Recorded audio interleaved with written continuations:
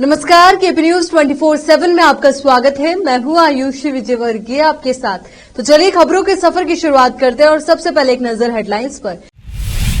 मन्नाखेली में bus stand के दोनों गेट्स पर कई दिनों से जमा है बारिश का पानी। जमा हो रहा कीचड़, यात्रियों को हो रही परेशानी। और आज तालुक के बादल गांव के सरकारी हिरिय प्राथमिक स्कूल में आयोजित किया गया प्रेस दिवस का कार्यक्रम। तालुक के सभी पत्रकारों को किया गया सम्मानित। कर्नाटक में विपक्ष हुआ मजबूत। जेडीएस बीजेपी आए साथ। कुमारस्वामी ने मिलकर काम करने की घोषणा की। गारंटी कार्ड की वजह से सीएम सिद्धरामैया की बड़ी मुश्किलें। विधायकी रद्द करने के लिए हाईकोर्ट में दर्ज की गई याचिका। आंध्र प्रदेश में घटी एक अजीब घटना। पत्नी ने अपने पति की जीभ काट ली। मणिपुर में महिला को निर्वस्त्र घुमाने के मामले में पुलिस ने की 5वीं गिरफ्तारी। सर्च ऑपरेशन जारी।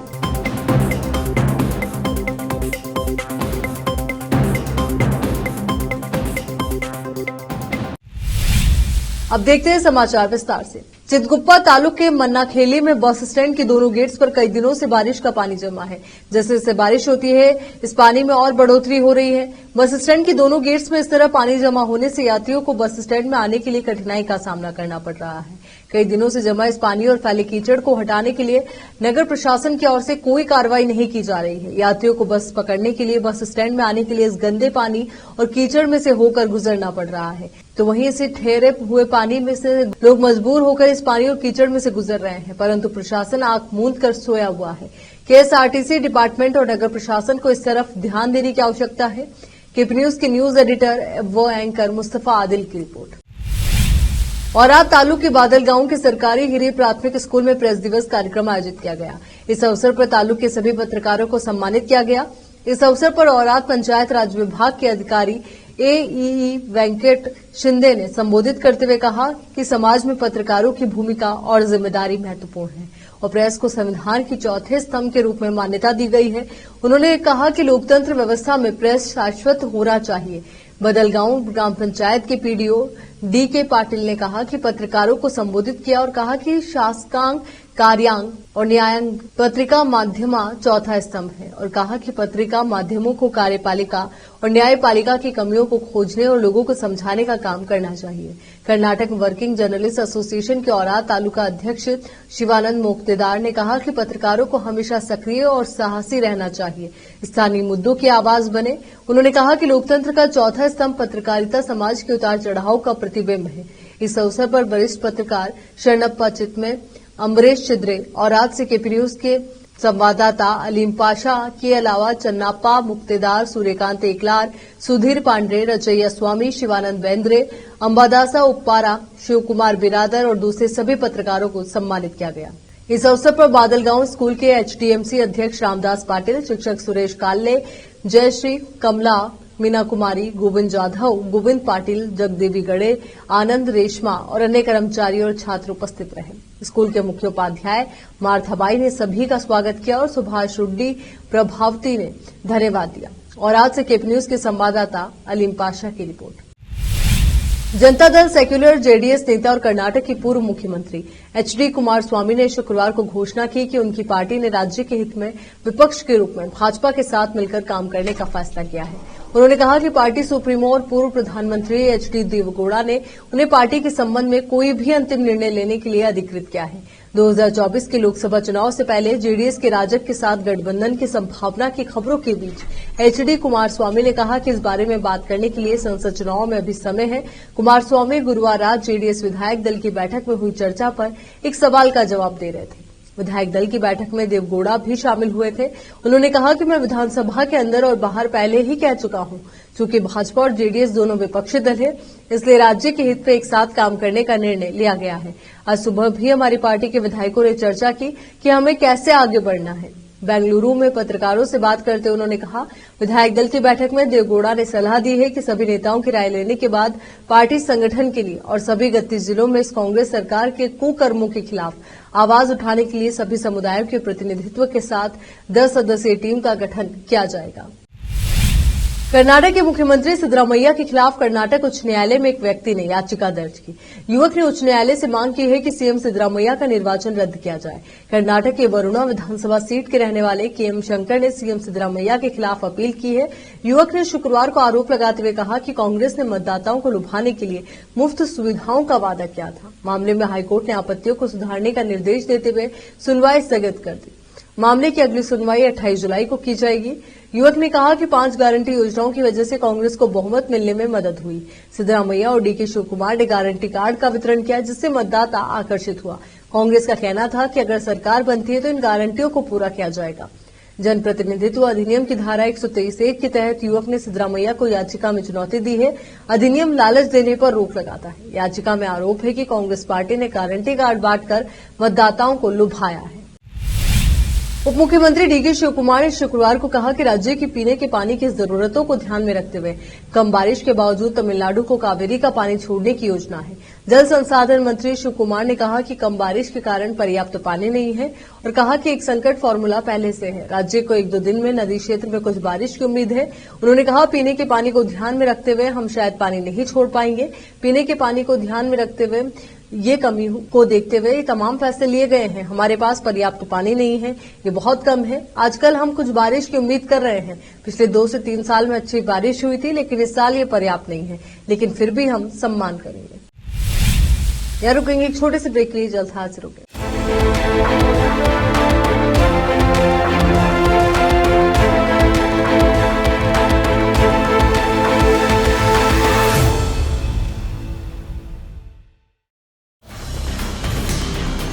हिंदुस्तान के हर कोने में हम हैं मौजूद।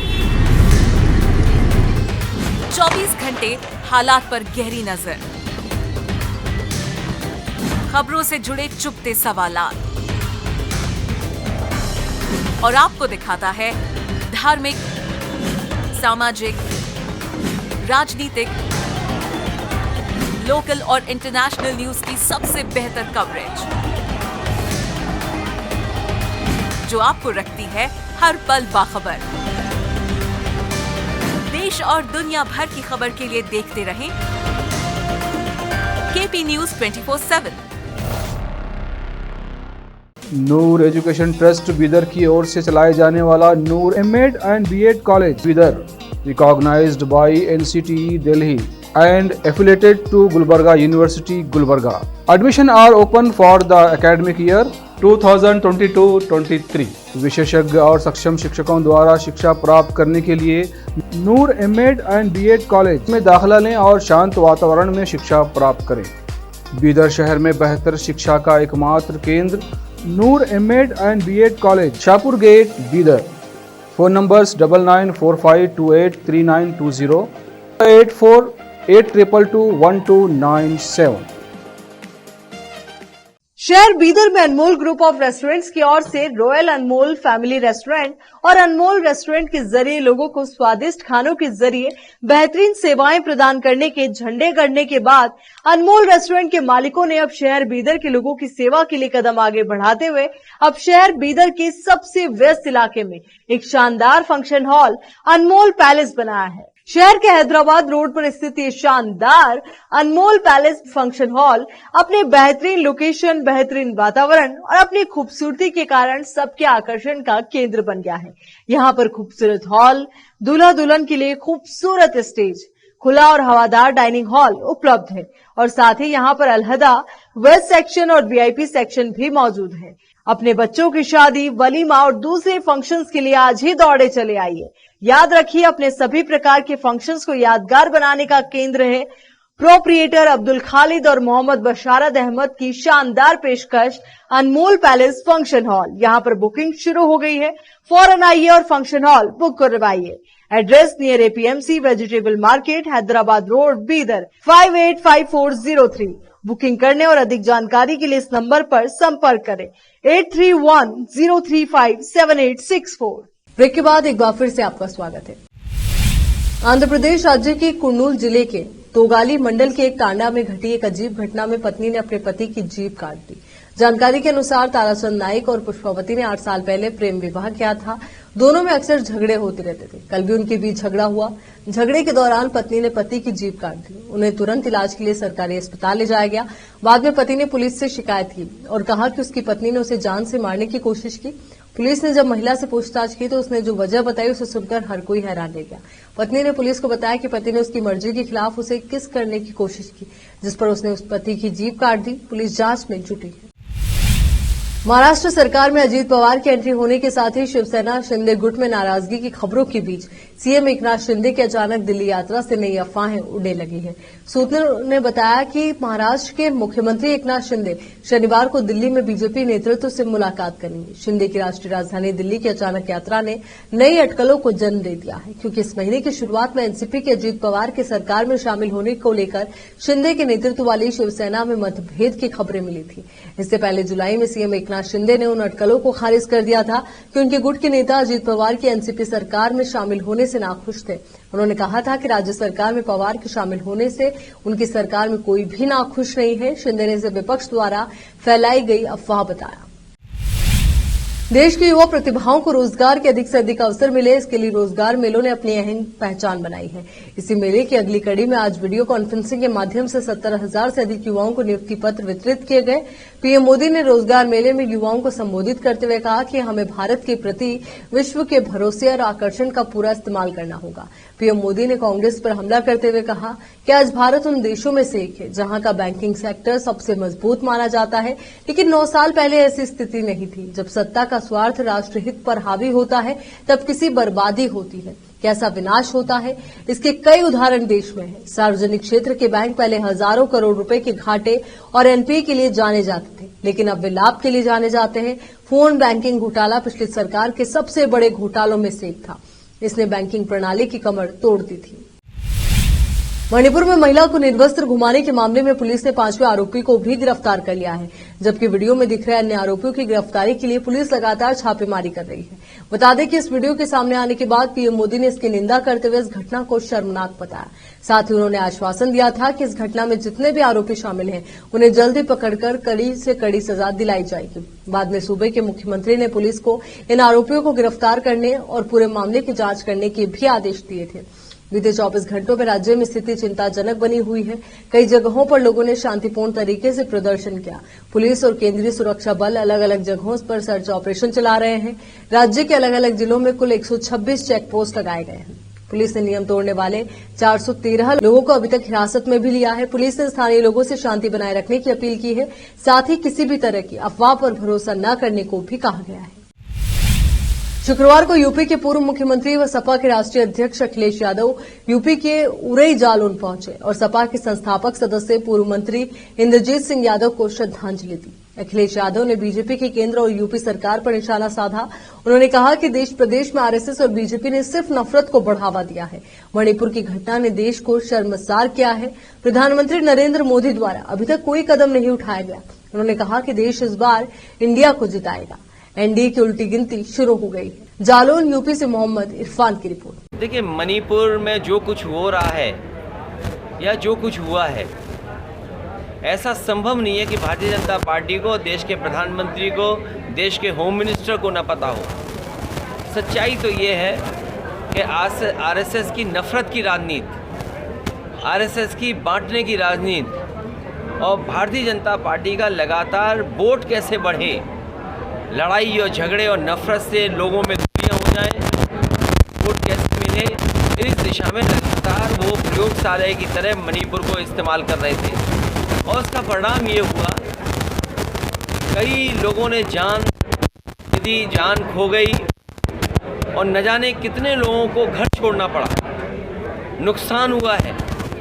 और जिस तरह की तस्वीरें आई कि एक महिला को जिस तरीके से घुमाया गया, और एक नहीं 2 महिलाएं थीं, और उसके बाद मुख्यमंत्री का ये कहना कि ये घटना कोई एक अकेली घटना नहीं, ऐसी और घटनाएं हुई हैं। इससे ज़्यादा हमारे संस्कृति पर धब्बा लगने की बात कोई नहीं हो सकती, जो भारतीय जनता पार्टी के मुख्यमंत्री और देश के प्रधानमंत्री और देश के होम मिनिस्टर इस बात को देख रहे हों। जो मणिपुर में हुआ है, ये इतने दिनों के बाद तस्वीर आई। जो संस्थाएं थी IB वो क्या रिपोर्ट दे रही थी। इनके पास बड़ी बड़ी संस्थाएं हैं जो जानकारी समय समय पर देती हैं, वो संस्थाएं क्या कर रही हैं। जब संस्थाएं पॉलिटिकल लोगों के पीछे लगाएंगे आप, तो वो सच्ची घटनाओं के बारे में क्यों जानकारी देंगे। ये बीजेपी सरकार और बीजेपी के नेता दोषी हैं। वहाँ पर जिन लोगों ने इस तरह की घटना की है, कार्रवाई हो।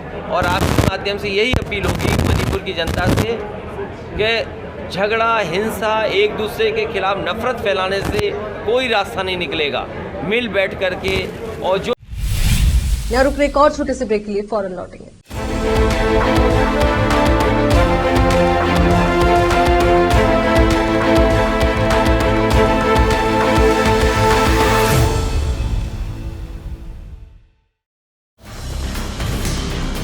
हिंदुस्तान के हर कोने में हम हैं मौजूद। 24 घंटे हालात पर गहरी नजर, खबरों से जुड़े चुपते सवालात, और आपको दिखाता है धार्मिक, सामाजिक, राजनीतिक, लोकल और इंटरनेशनल न्यूज की सबसे बेहतर कवरेज, जो आपको रखती है हर पल बाखबर। देश और दुनिया भर की खबर के लिए देखते रहें KP News 24/7। Noor education trust Bidar की ओर से चलाए जाने वाला Noor MEd and BEd college Bidar, recognised by NCTE Delhi and affiliated to Gulbarga University, Gulbarga. Admission are open for the academic year 2022-23. विशेषज्ञ और सक्षम शिक्षकों द्वारा शिक्षा प्राप्त करने के लिए नूर एमएड एंड बीएड कॉलेज में दाखिला लें और शांत वातावरण में शिक्षा प्राप्त करें। बीदर शहर में बेहतर शिक्षा का एकमात्र केंद्र Noor MEd and BEd college, Shahpur gate, Bidar. Phone numbers 9945283920, 8482221297। शहर बीदर में अनमोल ग्रुप ऑफ रेस्टोरेंट्स की ओर से रॉयल अनमोल फैमिली रेस्टोरेंट और अनमोल रेस्टोरेंट के जरिए लोगों को स्वादिष्ट खानों के जरिए बेहतरीन सेवाएं प्रदान करने के झंडे गड़ने के बाद अनमोल रेस्टोरेंट के मालिकों ने अब शहर बीदर के लोगों की सेवा के लिए कदम आगे बढ़ाते हुए अब शहर बीदर के सबसे व्यस्त इलाके में एक शानदार फंक्शन हॉल अनमोल पैलेस बनाया है। शहर के हैदराबाद रोड पर स्थित ये शानदार अनमोल पैलेस फंक्शन हॉल अपने बेहतरीन लोकेशन, बेहतरीन वातावरण और अपनी खूबसूरती के कारण सबके आकर्षण का केंद्र बन गया है। यहाँ पर खूबसूरत हॉल, दूल्हा दुल्हन के लिए खूबसूरत स्टेज, खुला और हवादार डाइनिंग हॉल उपलब्ध है और साथ ही यहाँ पर अलहदा वेस्ट सेक्शन और VIP सेक्शन भी मौजूद है। अपने बच्चों की शादी, वलीमा और दूसरे फंक्शंस के लिए आज ही दौड़े चले आइए। याद रखिए, अपने सभी प्रकार के फंक्शंस को यादगार बनाने का केंद्र है प्रोप्रिएटर अब्दुल खालिद और मोहम्मद बशारत अहमद की शानदार पेशकश अनमोल पैलेस फंक्शन हॉल। यहाँ पर बुकिंग शुरू हो गई है, फौरन आइए और फंक्शन हॉल बुक करवाइए। Address near APMC vegetable market, Hyderabad road, Bidar 585403। Booking करने और अधिक जानकारी के लिए इस नंबर पर संपर्क करें 8310357864। ब्रेक के बाद बढ़ते हैं आगे। शामली के कांदला कस्बे के मोहल्ला घोलानान निवासी विवाहिता अपने पति और सास को मारपीट कर अपने परिजनों के साथ फरार हो गई। पीड़ित ने थाने पर तहरीर देकर कार्रवाई की मांग की है। पुलिस मामले की जांच में जुटी है। कस्बे के मोहल्ला घोलानान निवासी अंकुर पुत्र राजनेश ने शुक्रवार को थाने पर तहरीर देते हुए बताया कि उसकी शादी एक माह पूर्व शिव विहार दिल्ली निवासी नंदिनी पुत्री भूरा के साथ हुई। पीड़ित का आरोप है कि शादी के बाद से पीड़ित की पत्नी पीड़ित के परिवार के साथ अभद्र व्यवहार करती आ रही है। आरोप है कि पीड़ित की पत्नी पीड़ित से लगातार तलाक की भी मांग कर रही है। शुक्रवार को पीड़ित की पत्नी ने अपने परिवार के कई लोगों को बुला लिया। आरोप है कि पीड़ित के ससुराल पक्ष के लोगों ने पीड़ित और पीड़ित की मां के साथ मारपीट कर दी और अपनी पुत्री नंदिनी को लेकर फरार हो गए। पीड़ित ने थाने पर तहरीर देकर कार्रवाई की मांग की है। पुलिस पूरे मामले की जांच में जुटी है। जनपद शामली उत्तर प्रदेश से KP न्यूज के संवाददाता आजाद खान की रिपोर्ट। नाम आपका? मेरा नाम अंकुर है। अंकुर, क्या हुआ? चोट कैसे लगी? भैया मैं आया था हरिद्वार से 12 दिन में काम करके। आगे मैं घर सो रहा था, मुझे उठाया, अब मैं तेरे साथ रहना नहीं चाहती, मैं घर जा रही। मगर तो जाओ। ये चोट कैसे लगी? सिर में कितना मारा? उन्होंने हत्थापाई करी है, मुझे हाथ में हथौड़ा था, हथौड़ा मारा। किसने मारा? मेरी घरवाली ने, नंदिनी ने। कहाँ का मामला? ये मोहल्ला गोलान का। मेरे घर पे का। तो अब पुलिस ने क्या आश्वासन दिया? मैं पुलिस में वो घर जा चुकी रात को 12 बजे। मैं अपनी तरफ से प्रमाण पत्र लिख के दिया कि वो यहाँ से ठीक ठाक गई। तो क्या चाहते हो आप? मैं उसे रखना नहीं चाहता, वो मेरे साथ रहना नहीं चाहती। वो मेरे साथ नहीं रहना चाहती। शामली में मुहर्रम पर शांति व्यवस्था के लिए एसएसपी अभिषेक झा ने पैदल मार्च कर पुलिस को सतर्क रहने के निर्देश दिए। नगर के प्रमुख चौराहों व स्थलों पर पुलिस तैनात करने के निर्देश दिए गए। बता दें कि मुहर्रम को लेकर जनपद शामली के कैराना में पहुंचकर एसएसपी अभिषेक झा ने नगर में पुलिस फोर्स के साथ पैदल मार्च किया। नगर में स्थित बड़े इमामबाड़ा वो छोटे इमामबाड़ा में पहुंचकर जानकारी जुटाई गई। एसएसपी ने चौक बाजार मुख्य मार्ग पर पैदल मार्च कर बिजली के तार, साफ सफाई आदि को लेकर संबंधित अधिकारियों को आवश्यक दिशा निर्देश दिए एवं सुरक्षा व्यवस्था का जायजा लेते हुए कोतवाली प्रभारी निरीक्षक विपिन कुमार मौर्य को प्रमुख स्थलों के आसपास व मुहर्रम को लेकर पुलिस बल तैनात रहने के निर्देश दिए। जनपद शामली उत्तर प्रदेश से केपी न्यूज के संवाददाता आजाद खान की रिपोर्ट। भैया आपका? मेरा नाम शारिब हुसैन। अच्छा, आज कप्तान साहब आए थे, हाँ, क्या पूरा मामला है? कप्तान अभिषेक झा यहाँ पे आए थे अपनी पुलिस फोर्स के साथ में, और बड़े इमाम बारगाह से छोटे इमाम बारगाह तक पूरी जांच की, पूरे महल्ले की गश्त किया, पूरी पुलिस। सर, आज कैराना में फ्लैग मार्च किया है, क्या सर क्या पूरा मामला? देखिए, पैदल गश्त कर रहे थे इस दृष्टिकोण से कि जो अगला त्यौहार है वो मुहर्रम है। वो ऐसे तो मातम का त्यौहार है, त्यौहार के नाम उचित नहीं है, लेकिन जो जुलूस निकलते हैं उनके जो भी रूट हैं उसके निरीक्षण के लिए जो है सभी को निर्देश दिए गए हैं, और मैं स्वयं भी जो है उसमें रूटों का निरीक्षण कर रहा हूँ। जो भी सेंसिटिव स्पॉट्स हैं उनको देखा जा रहा है, और जो भी उस संबंध में तैयारियां हैं उसका जो है असेसमेंट करके संबंधित थाना प्रभारी और क्षेत्राधिकारियों को जो है निर्देशित किया जा रहा है कि किसी प्रकार की जो है कानून व्यवस्था भंग न हो, और शांतिपूर्ण तरीके से जो है सकुशल जो है सारे आयोजन जो है वो संपन्न हो। विदेशों से आमतौर पर अवैध तरीके से गोल्ड व अन्य कीमती सामान लाने की घटनाएं तो हम अक्सर सुनते ही रहते हैं। बड़े बड़े सितारे एयरपोर्ट पर ऐसा करते हुए कस्टम विभाग के शिकंजे में आ चुके हैं। क्या कभी विदेशों से टमाटर के स्मगलिंग की घटना के बारे में सुना है? जी हां, इन दिनों भारत में कुछ ऐसा ही हो रहा है। एक महिला द्वारा दुबई से 10 किलो टमाटर लेकर भारत आने की घटना सामने आई। भारत में टमाटर के दाम इन दिनों आसमान छू रहे हैं। देश में कुछ हिस्से ऐसे भी हैं जहां टमाटर के दाम 250 रुपए प्रति किलो तक पहुंच गए हैं। यही वजह है कि लोग विदेश से लौटते वक्त टमाटर लाने से भी नहीं चूक रहे हैं। सोशल मीडिया पर एक ट्वीट काफी वायरल हो रहा है, जिसमें छुट्टियों के लिए भारत आ रही महिला ने अपनी मां से पूछा कि दुबई से क्या चाहती हैं। जवाब मिला टमाटर। बेटी ने मां की एक ख्वाहिश भी पूरी कर दी। रेव्स नाम से बने ट्विटर अकाउंट से एक महिला ने लिखा, मेरी बहन अपने बच्चों की गर्मियों की छुट्टियों के लिए दुबई से भारत आ रही है और उसने मेरी मां से पूछा कि क्या उसे दुबई से कुछ चाहिए, और मेरी मां ने कहा कि 10 किलो टमाटर लाओ। अब उसने 10 किलो टमाटर सूटकेस में पैक करके भेज दिए हैं। चलिए एक बार फिर से नजर डालते हैं हेडलाइंस पर। मन्नाखेली में बस स्टैंड के दोनों गेट्स पर कई दिनों से जमा है बारिश का पानी। जमा हो रहा कीचड़, यात्रियों को हो रही परेशानी। और आज तालुक के बादल गांव के सरकारी हिरिय प्राथमिक स्कूल में आयोजित किया गया प्रेस दिवस का कार्यक्रम। तालुक के सभी पत्रकारों को किया गया सम्मानित। कर्नाटक में विपक्ष हुआ मजबूत। जेडीएस बीजेपी आए साथ। कुमारस्वामी ने मिलकर काम करने की घोषणा की। गारंटी कार्ड की वजह से सीएम सिद्धरामैया की बड़ी मुश्किलें। विधायकी रद्द करने के लिए हाईकोर्ट में दर्ज की गई याचिका। आंध्र प्रदेश में घटी एक अजीब घटना। पत्नी ने अपने पति की जीभ काट ली। मणिपुर में महिला को निर्वस्त्र घुमाने के मामले में पुलिस ने की 5वीं गिरफ्तारी। सर्च ऑपरेशन जारी।